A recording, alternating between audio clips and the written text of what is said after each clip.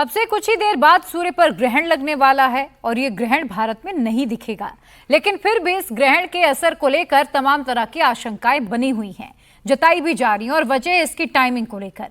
चंद्र ग्रहण के बाद पितृपक्ष में लगने वाला ये दूसरा ग्रहण है। चंद्र ग्रहण जब लगा था तो इसका पूरी दुनिया पर असर नजर आया था और इसीलिए सूर्य ग्रहण को लेकर लोगों में आशंकाएं बढ़ गई हैं। क्या सूर्य ग्रहण की वजह से फिर कोई उथल पुथल जैसे हालात बन सकते हैं? क्या भारत में नहीं दिखने के बाद भी अपनी ताकत दिखा पाएगा? आपकी राशियों पर भी क्या सूर्य ग्रहण का कोई असर होगा? सूर्य ग्रहण को लेकर आपके भीतर इस वक्त जितनी भी शंकाएं हैं, जितने भी सवाल हैं, सबका जवाब आपको यहां पर मिलेगा। बस कुछ ही घंटे बाद वो होने जा रहा है जो 122 साल पहले हुआ था। पितृपक्ष के ही दिन ऐसी ही दुर्लभ खगोलीय घटना घटी थी जब सूरज की राह में चांद आ गया था। दिन में रात हो गई थी। एक बार फिर वैसा हो रहा है। फिर से सूरज पर ग्रहण लगने जा रहा है, लेकिन इस बार यह ग्रहण दिन में नहीं, रात में लग रहा है। जैसे ही घड़ी की सुई रात 10:59 दिखाएगी, सूरज को चांद ढकना शुरू कर देगा। धरती पर दिन में ही रात हो जाएगी, सूरज पर ग्रहण लग जाएगा। लेकिन भारत में ऐसा नहीं होगा, क्योंकि ये सूर्य ग्रहण भारत में नहीं दिखाई देगा। अब सवाल है कि भारत में सूर्य ग्रहण जब दिखेगा ही नहीं, तो इसको लेकर डिबेट क्यों हो रही है? सबसे पहली और अहम डिबेट पितृपक्ष की वजह से उठी है, क्योंकि ये सूर्य ग्रहण पितृपक्ष में पड़ रहा है। पितृपक्ष में सारे शुभ काम वर्जित होते हैं और पितृपक्ष में इस बार एक नहीं, दो ग्रहण लग रहे हैं। इसीलिए इस सूर्य ग्रहण के प्रभाव को लेकर लोगों के मन में आशंकाएं उठ रही हैं। इस साल 122 वर्ष के बाद पितृपक्ष में 2 ग्रहण पड़े। ये एक दुर्लभ और बड़ा ही अद्भुत संयोग है। आज 21 सितंबर को साल 2025 का अंतिम सूर्य ग्रहण है। एक विशेष बात और है कि पितृपक्ष के इस पखवाड़े में 2 ग्रहण हैं। देखिए, आश्विन मास के कृष्ण पक्ष की अमावस्या तिथि को आश्विन अमावस्या या सर्व पितृ अमावस्या कहते हैं। इस बार ये शुभ तिथि आज यानी 21 सितंबर दिन रविवार को पड़ी है और आज ही साल का अंतिम सूर्य ग्रहण है। इससे पहले पितृपक्ष के पहले दिन यानी 7 सितंबर को चंद्र ग्रहण लगा था। इस दिन इस पखवाड़े में 2 ग्रहण पड़ गए। अब यहाँ एक चीज आपको और बता दूं, जब भी हम पखवाड़े की बात करते हैं तो हमारे दिमाग में 15 दिन आता है। पखवाड़ा मीन्स 15 दिन। देखो, ये पितृपक्ष इकलौता पखवाड़ा है जिसमें 16 दिन होते।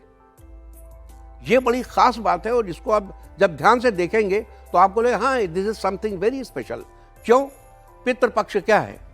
अपने पितरों का सम्मान करने, उन्हें जल देने और उनके लिए श्राद्ध इत्यादि करने का एक अवसर। अब वो किस दिन करना चाहिए? जिस दिन आपके स्वर्गवासी पिता का या पूर्वज का स्वर्गवास हुआ हो। अब हर पखवाड़े में प्रतिपदा से शुरू हुई, वो अमावस्या पे खत्म हुई, या प्रतिपदा से शुरू हो के पूर्णिमा पे खत्म हुई, तो 15 दिन होते हैं। लेकिन अगर किसी के पितृ का स्वर्गवास अमावस्या के दिन हुआ हो तो अमावस्या के दिन, लेकिन अगर कोई पूर्णिमा के दिन मरा हो तो क्या करेंगे? तो पिछले पखवाड़े की पूर्णिमा से शुरू करके इस 15 दिन के अंत में अमावस्या तक पूरे 16 दिनों का यह पितृपक्ष होता है। और पितृपक्ष में ग्रहण पड़े ये कम ही होता है। इससे पहले साल 1903 में पितृपक्ष के दौरान 2 ग्रहण का संयोग बना था, जहां पितृपक्ष की शुरुआत और समापन ग्रहण के साथ हुई थी। और इस साल में भी ग्रहण का ऐसा ही संयोग देखने को मिल रहा है, जो महत्वपूर्ण संकेत माना जा रहा है। बौद्धिकता, नए अन्वेषण, व्यापारिक दृष्टिकोण से भी ये अवधि अत्यंत विचित्र, उत्तम और श्रेष्ठ फल प्रदान करने वाली है। पितृपक्ष में सूर्य ग्रहण, इसी को लेकर ही आशंकाएं नहीं है। दरअसल सनातन धर्म में मान्यता है कि ग्रहण काल का वक्त अशुभ माना जाता है, जिसका प्रभाव सभी 12 राशियों पर पड़ता है। यहाँ तक कि सेहत पर, इकोनॉमी पर, समाज पर इसका सीधा असर दिखता है। इसी के बाद से सवाल उठ रहा है कि जब भारत में सूर्य ग्रहण दिखेगा ही नहीं, तो भी क्या सूर्य ग्रहण का शुभ या अशुभ प्रभाव होगा? क्या सूर्य ग्रहण के न दिखाई देने पर भी सूतक काल लगेगा? क्या सूर्य ग्रहण के न दिखने पर भी ग्रहण दोष माना जाएगा? सूर्य ग्रहण का असर क्या 12 राशियों पर भी पड़ेगा? क्या सूर्य ग्रहण की वजह से इसका सेहत पर भी असर पड़ेगा? क्या इकोनॉमी पर भी सूर्य ग्रहण कोई अपना प्रभाव दिखाएगा?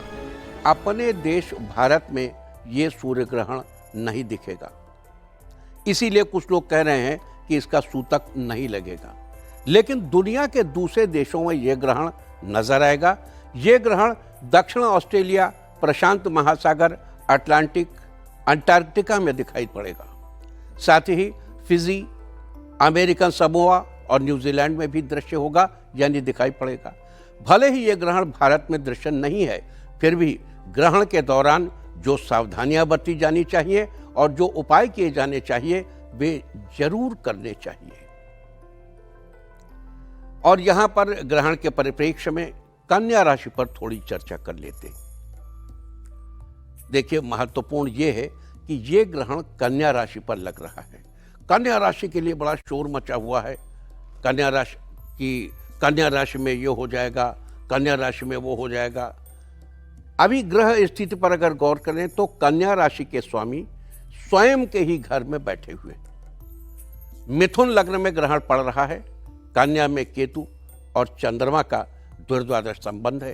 कन्या राशि का स्वामी उसी राशि में बैठा है जहां ग्रहण पड़ रहा है। ऐसे में नीच भंग योग बन रहा है और यह एक तरह का राजयोग कहा जाता है। ग्रहण पर शनि की पूर्ण दृष्टि है। शनि श्रापित है, तो जिस पर शनि की दृष्टि पड़ती है वो नष्ट हो जाएगा। तो क्या ग्रहण नष्ट नहीं होगा? दूसरी बात ये कि कन्या राशि ही वो राशि है जो सूर्य के तेजस को लेकर उसे पल्लवित कर उसे पुनर्उत्सर्जित कर सकती है। धार्मिक मान्यताओं के हिसाब से सूर्य ग्रहण को आम जनजीवन के लिए शुभ नहीं माना जाता। जैसा कि हम जानते हैं कि सूर्य ग्रहण के दौरान कई तरह की नुकसानदेह किरणें निकलती हैं जो विशेष तौर पर हमारी आंखों के लिए हानिप्रद हैं। इसलिए ग्रहण को कभी भी बिना स्पेसिफिक चश्मे के नहीं देखना चाहिए। सामान्य जनजीवन की बात करें तो स्वास्थ्य की दृष्टि से इस ग्रहण के सकारात्मक प्रभाव पड़ेंगे। हमारे प्लेनेट अर्थ पर मनुष्य के पूरे सभी जीव जगत के ब्रीदिंग रेट पर इसका इफेक्ट आएगा और ब्रीदिंग रेट में रेचक पर इसका असर होगा और इससे मनुष्य की उम्र में बढ़ोतरी होगी। अब ये क्या है रेचक, कुंभक, पूरक? उम्मीद करता हूं कि आप ये बात जानते हो। नहीं जानते तो बता देता हूं। जब आप कभी भी सांस लेते हैं, आपने सांस लिया तो ये पूरक है। फिर सांस लेने, रोज हमारे स्वामी रामदेव जी बताते हैं ना, अनुलोम विलोम कराते हैं सबको। तो जब आप सांस लेते हैं तो ये पूरक है, उसके बाद सांस को रोकेंगे, ये कुंभक है, और फिर सांस को छोड़ेंगे तो ये रेचक है। सामान्यतया जो हमारे पूरक है वही उतना ही कुंभक और उतना ही रेचक होना चाहिए। इस ग्रहण के प्रभाव से हमारा रेचक इंक्रीज कर जाएगा। एक बात का तो संकेत साफ है कि सूर्य ग्रहण भारत में दिखे या ना दिखे, प्लेनेट में घट रही इस खगोलीय घटना का असर तो होगा ही, जैसा कि चंद्र ग्रहण के बाद दिखाई दिया। और यही बात सूर्य ग्रहण के प्रभाव की आशंकाओं को बल दे रहा है। और ज्योतिषविद भी यही कह रहे हैं कि सूर्य ग्रहण का असर तो राशियों पर पड़ेगा ही, जिसमें कुछ राशियों के लिए ये ग्रहण शुभ फल देगा तो कुछ को इसके प्रभाव से सतर्क रहना होगा। ज्योतिष की 12 राशियों में सबसे पहली राशि मेष मानी जाती है। ऐसे में मेष राशि पर सूर्य ग्रहण की दृष्टि कैसी होगी? शुभ फल देगी या अशुभ?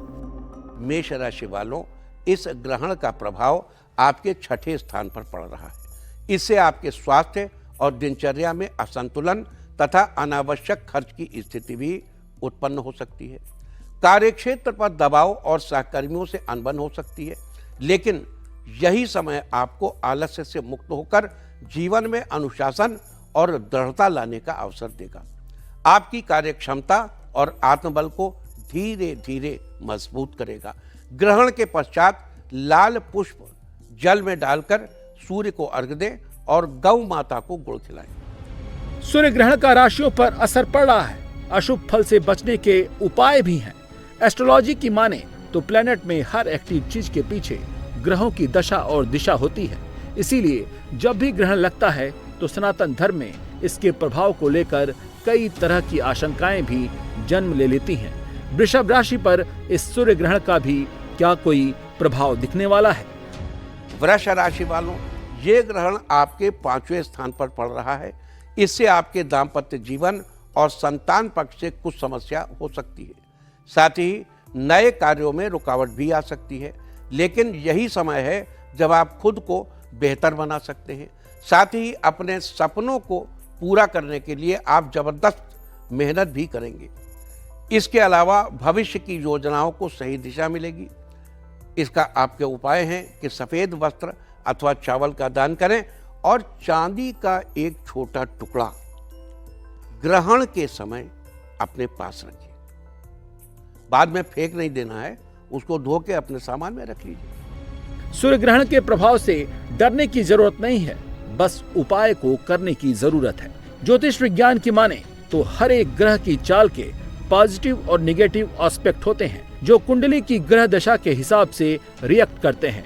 इसीलिए जो लोग ये कह रहे हैं कि भारत में सूर्य ग्रहण दिखेगा नहीं, उसका असर नहीं होगा, वो एक बात जान लें, भारत में ग्रहण दिखे या न दिखे, लेकिन प्लेनेट में कहीं न कहीं ये दुर्लभ घटना तो घट ही रही है, जिसका यकीनन असर पड़ेगा।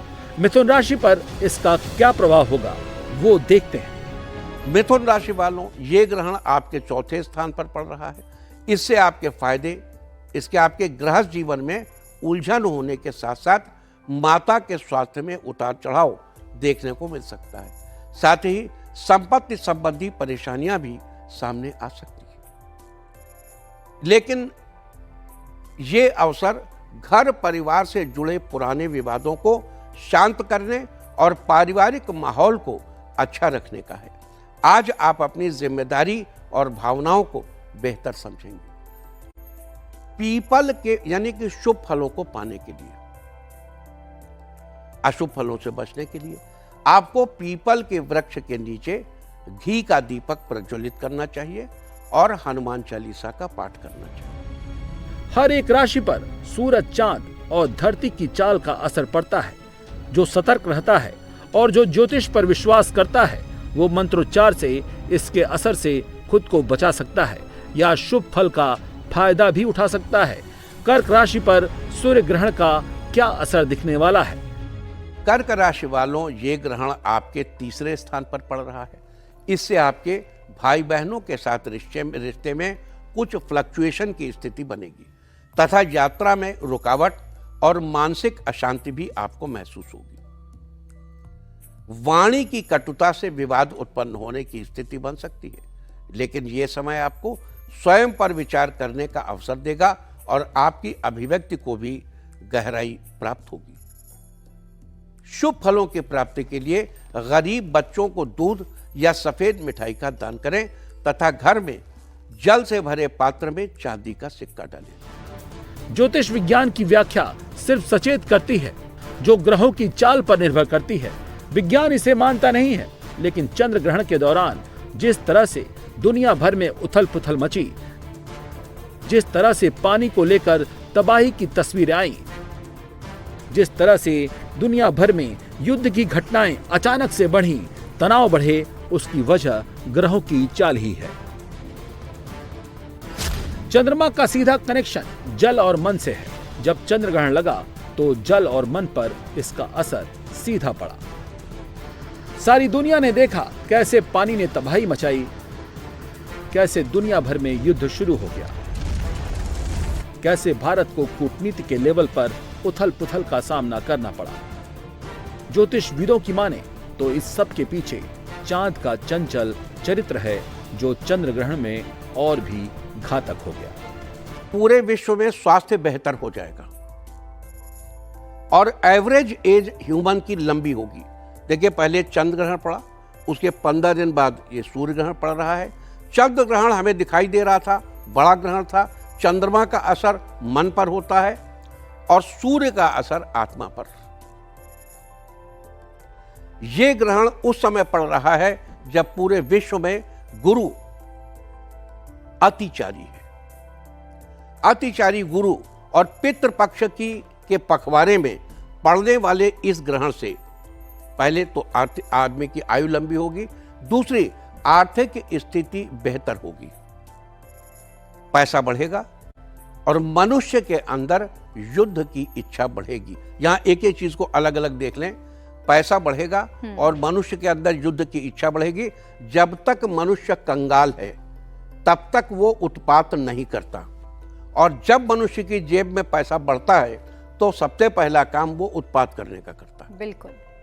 तो मनुष्य की युद्धेच्छा बढ़ेगी, मनुष्य की जेब में पैसा बढ़ेगा और पूरे विश्व में इकोनॉमिक लेवल पर आर्थिक मुद्दों को लेकर बहुत से फेरबदल होंगे, बहुत सी चीजें बदली जाएंगी।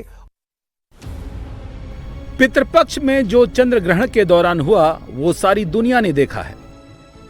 इसीलिए सूर्य ग्रहण को लेकर लोगों के भीतर आशंकाएं बढ़ गई हैं कि कहीं 16 दिन के भीतर पड़ने वाला एक और ग्रहण भी अपना असर तो नहीं दिखाएगा। भारत को लेकर ऐसा ज्योतिषों ने कुछ भविष्यवाणी तो नहीं की है, क्योंकि ये सूर्य ग्रहण भारत में दृश्य नहीं हो रहा है, लेकिन इसके असर से नकारा भी नहीं है। सिंह राशि वालों, ये ग्रहण आपके दूसरे स्थान पर पड़ रहा है। इससे आपके धन संबंधी मामलों में रुकावट और वाणी से उत्पन्न विवाद होने की संभावना है। पारिवारिक रिश्तों में भी उतार चढ़ाव देखने को मिल सकते हैं, लेकिन यह समय आपको पैसों का मैनेजमेंट भी सिखाएगा और संसाधनों के सही उपयोग की राह मिलेगी। आने वाले दिनों में आपको नए अवसर प्राप्त होने की संभावना है। शुभ उपायों को सुनिश्चित करने और शुभ फलों को सुनिश्चित करने के लिए गेहूं और गुड़ सूर्य देव को अर्पित करें ये ग्रहण के बाद, तथा गौ माता को रोटियां खिलाइए। इस सूर्य ग्रहण को लेकर सबसे ज्यादा चर्चा कन्या राशि के लोगों की हो रही है, क्योंकि कहा जा रहा है कि सूर्य ग्रहण कन्या राशि के लग्न पर पड़ रहा है, जिसका असर बहुत शुभ फल देने वाला है। कन्या राशि वालों, ये ग्रहण आपके लग्न स्थान पर पड़ रहा है। इससे आपके आत्मविश्वास और स्वास्थ्य पर सकारात्मक प्रभाव पड़ेगा तथा कार्यक्षेत्र पर भी दबाव रिलीज होगा, कम होगा। लेकिन यही समय युद्ध को खुद को जानने और समझने के लिए भी है, और अगर कोई युद्ध सामने हो तो उससे भी निपट सकते हैं बड़ी ताकत से। इससे आप अपनी कमजोरियों को पहचान कर उन्हें शक्ति में बदल पाएंगे। इस समय आपका झुकाव आध्यात्म की तरफ बढ़ेगा। शुभ फलों की प्राप्ति के लिए हरी सब्जियों और मूंग की दाल का दान करें तथा प्रतिदिन तुलसी को जल अर्पित करें। देखिए, आज तो संडे, आज तो नहीं कर सकते, शेष दिनों में कीजिए। तुला राशि वालों, ये ग्रहण आपके 12वें स्थान पर पड़ रहा है। इससे आपके अचानक आर्थिक खर्च बढ़ेंगे और मानसिक उलझन भी महसूस हो सकती है। लेकिन यह समय आत्मबोध और साधना का है, जिससे आपका आत्मबल मजबूत बनेगा और आप खुद को बेहतर पाएंगे। आपके अंदर धैर्य और गंभीरता बनी रहेगी। अच्छे उपाय के तौर पर, अच्छे फलों को प्राप्त करने के लिए उपाय के तौर पर स्त्रियों को इत्र या श्रृंगार की सामग्री उपहार स्वरूप दें और माँ दुर्गा को श्वेत पुष्प अर्पित करें। देखो, यहाँ ये बता दूं, श्वेत पुष्प में बेला और हर श्रृंगार नहीं होना चाहिए। और क्यों कह रहे हैं कि इत्र एक्चुअली 12th हाउस में उच्च ग्रह स्थिर राशियों में शुक्र होता है। शुक्र क्या है? सुगंध है, इत्र है। इसलिए इस उपाय को देखो, जो भी उपाय हम आपको देते हैं ये कोई हवाई फायर नहीं है कि हमारे दिल में आया, हमने बता दिया और आपसे कहा कि जो करो ये करो। Nothing like that. It's all about science and together a scientific impact thereby. वृश्चिक राशि वालों, ये ग्रहण आपके 11वें स्थान पर लग रहा है। देखो, आपकी जनपत्रिका में 12 खाने हैं, वृश्चिक राशि वालों के 11वें घर में है। इससे मित्रों के साथ रिश्तों में उतार चढ़ाव या अपेक्षित लाभ में रुकावट आ सकती है। बिजनेस और सामाजिक तौर पर तुरंत सुखद परिणाम मिलने में दिक्कत होगी, थोड़े समय बाद मिलेगा। लेकिन यह समय आपको स्थायी और सार्थक रिश्ते बनाने का अवसर भी देगा। आपकी लॉन्ग टर्म की योजनाओं के लिए ये समय शुभ फलदायी सिद्ध होगा। और अच्छे फलों की प्राप्ति के लिए मसूर की दाल का दान करें और हनुमान चालीसा का नियमित पाठ करें। मतलब यह है कि ग्रहण का प्रभाव हर राशि पर अलग अलग पड़ रहा है। कुछ के लिए ये शुभ फल दे रहा है, कुछ के लिए अशुभ। धनु, मकर, कुंभ और मीन राशियों पर भी सूर्य ग्रहण का पॉजिटिव और निगेटिव इम्पैक्ट पड़ रहा है, लेकिन इससे घबराने की जरूरत नहीं है, क्योंकि ज्योतिष विज्ञान अगर ग्रहों की चाल का असर बताता है तो उससे बचने का रास्ता भी दिखाता है। धनु, मकर, कुंभ और मीन इन 4 राशियों पर सूर्य ग्रहण का क्या असर होगा, शुभ या अशुभ? धनु राशि वालों, ये ग्रहण आपके 10वें स्थान पर पड़ रहा है। इससे कार्यक्षेत्र में दबाव और करियर की गति में कुछ थोड़ा एक्सेलरेशन आपका कभी कभी लग सकता है धीमा है, लेकिन एक्चुअल आपका एक्सेलरेशन बढ़ेगा। आपकी मेहनत का फल आपको अच्छा फल मिलेगा, समय से मिलेगा, और ये समय आपकी सफलता और प्रतिष्ठा की नींव को बरकरार रखेगा। इस समय धैर्य और निष्ठा आपके लिए वरदान साबित होंगे और अच्छे फलों की प्राप्ति, और अगर कोई संभावित बुरा फल हो तो उससे निवृत्ति के लिए हल्दी और पीले वस्त्र का दान करें और गुरुवार को पीपल के वृक्ष पर चल चढ़ें। मकर राशि वालों, ये ग्रहण आपके 9वें स्थान पर पड़ रहा है। इससे आपके भाग्य, उच्च शिक्षा तथा यात्राओं में अवरोध उत्पन्न होने की संभावना हो सकती है। पिता के साथ किसी बात को लेकर असमंजस की स्थिति बन सकती। देखो, पिता को लोग इंटरप्रेट करते हैं 10वें से, वेस्टर्नर्स पिता इंटरप्रेट करते हैं 9वें घर से। एक्चुअल अगर देखें तो 9th हाउस के हाफ के बाद रेस्ट 15 डिग्री और 10th हाउस का फर्स्ट 15 डिग्री ये पिता है। वैसे ये समय आपके धैर्य और ज्ञान में बढ़ोतरी करने वाला रहेगा। साथ ही ये जीवन के महत्वपूर्ण सबक सीखने और व्यावहारिक दृष्टिकोण को भी विकसित करने वाला समय होगा। अच्छे फलों को सुनिश्चित करने के लिए काले तिल और सरसों के तेल का दान करें तथा काले कुत्ते को भोजन कराएं। कुंभ राशि वालों, ये ग्रहण आपके 8th हाउस में है, 8वें स्थान पर पड़ रहा है। इससे अचानक खर्च की बढ़ोतरी होगी तथा ऋण अथवा स्वास्थ्य से रिलेटेड समस्या हो सकती है। साथ ही किसी चीज का भय हो सकता है, लेकिन यही समय आपके जीवन में परिवर्तन लेकर आएगा। आप अपने अंदर छिपी हुई प्रतिभा को पहचान कर आत्मबल को और मजबूत करेंगे और अधिक प्रभावशाली शुभ फल सुनिश्चित करने के लिए सरसों का तेल और उड़द की दाल का दान करें तथा ग्रहण के उपरांत बहते जल में नारियल प्रवाहित करें। और मीन राशि, अच्छा, ये नारियल कौन से नारियल होने चाहिए, इसको समझ लीजिए। नारियल एक तो वो होता है जिसका आप पानी पीते हैं, एक नारियल जिसको तोड़ के गरी निकालते हैं, और एक नारियल जो सूखे हुए नारियल होते हैं जो हवन में इस्तेमाल किए जाते हैं। वो सूखे नारियल आपको जल में प्रवाहित करने, मतलब नारियल शुड बी ड्राइड एंड इसको पानी में वेट करेंगे, यानी पानी में सूखा नारियल डालेंगे। मीन राशि वालों, ये ग्रहण आपके 7वें स्थान पर पड़ रहा है, सबसे खतरनाक स्थान, यानी जीवन साथी का स्थान। इससे आपके